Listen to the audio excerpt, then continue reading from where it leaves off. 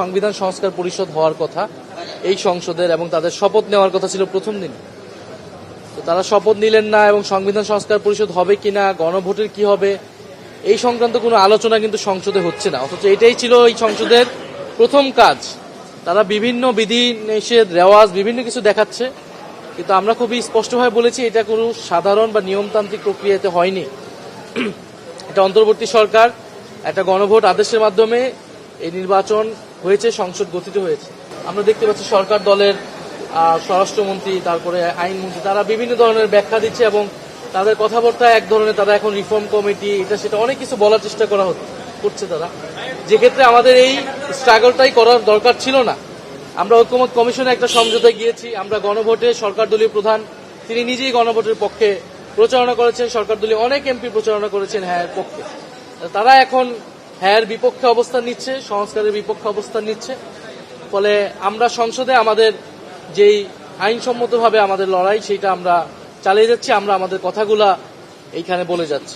এখন পর্যন্ত সরকার দল কোনো সুস্পষ্ট বক্তব্য দেয়নি এবং তারা পরোক্ষভাবে অধ্যাদেশের বিরোধিতা করেছে, শপথ নেওয়াকে অসাংবিধানিক বলেছে, যেখানে শপথ পড়িয়েছেন আমাদের প্রধান নির্বাচন কমিশনার নিজেই। এবং আইনমন্ত্রী, আপনারা খেয়াল করে দেখুন, আইনমন্ত্রী একটা সাক্ষাৎকারে তিনি বলতেছেন যে গণভোট এবং অধ্যাদেশ, জুলাই সনদ আদেশ এগুলা হচ্ছে অসাংবিধানিক। আজকেও তিনি বলেছেন বিভ্রান্তি রয়েছেন, অথচ তিনি কিন্তু অন্তর্বর্তী সরকারের অ্যাটর্নি জেনারেল ছিলেন, যেটা একটা সাংবিধানিক প্রতিষ্ঠান। এবং এই অধ্যাদেশ আইন সেগুলো করার সময় তিনি জড়িত ছিলেন সরাসরিভাবে, তিনি নিজে এই কাজের সাথে জড়িত ছিলেন। এখন তিনি সরকারের অংশ হয়ে বলতেছেন এটা অসাংবিধানিক কাজ, তিনি তখন কেন করেছিলেন? ফলে এই জবাবদিহিতা তাদেরকে আসলে দিতে হবে এবং আমরা আশা করব যে তারা দ্রুত সময়ের মধ্যেই গণরায়ের পক্ষে যাবে এবং গণরায়ের পক্ষে গিয়ে সংবিধান সংস্কার পরিষদ করে সেখানে সবগুলো সংস্কার বাস্তবায়ন করবে। আমরা আজকে দেখতে পেয়েছিলাম যে স্পিকারের উপরে এক ধরনের আধিপত্য বিস্তারের চেষ্টা সরকার দলীয় বা ট্রেজারি বেঞ্চের পক্ষ থেকে হচ্ছে। ট্রেজারি বেঞ্চ থেকে বারবার ইনস্ট্রাকশন দিয়ে দেওয়া হচ্ছে যে কি করতে হবে, কি করা উচিত। এবং স্পিকার রুলিং দেওয়ার পরে স্বরাষ্ট্রমন্ত্রী কথা বলতে পারেন না, কেউই কথা বলতে পারেন না, কিন্তু উনি দাঁড়িয়ে কথা বলে যাচ্ছেন। তাহলে এটা কোন জোরে কথা বলছেন? ফলে এই জায়গায় আমরা সমালোচনা করেছি। আমাদের একজন মাননীয় সংসদ সদস্য হান্নান মাসুদ তিনিও বলেছেন তার এলাকায় একজন ধর্ষিত হয়েছিল শাপলাকলিতে ভোট দেওয়ার কারণে। সেটার কোনো ন্যায় বিচার আমরা পাইনি। এবং সারা দেশে আইন শৃঙ্খলা পরিস্থিতি তো ভালো না। আমরা স্বরাষ্ট্রমন্ত্রী থেকে আইন শৃঙ্খলা জনিত বিষয়ে কথা বলতে চাই।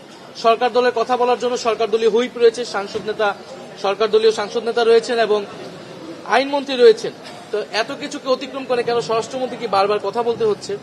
তো এই বিষয়ে আমরা কথা বলেছি এবং বিধি নিষেধ যাতে সবার জন্যই সমানভাবে যোগ্য এবং ফ্লোর যাতে আমরাও এখানে পাই।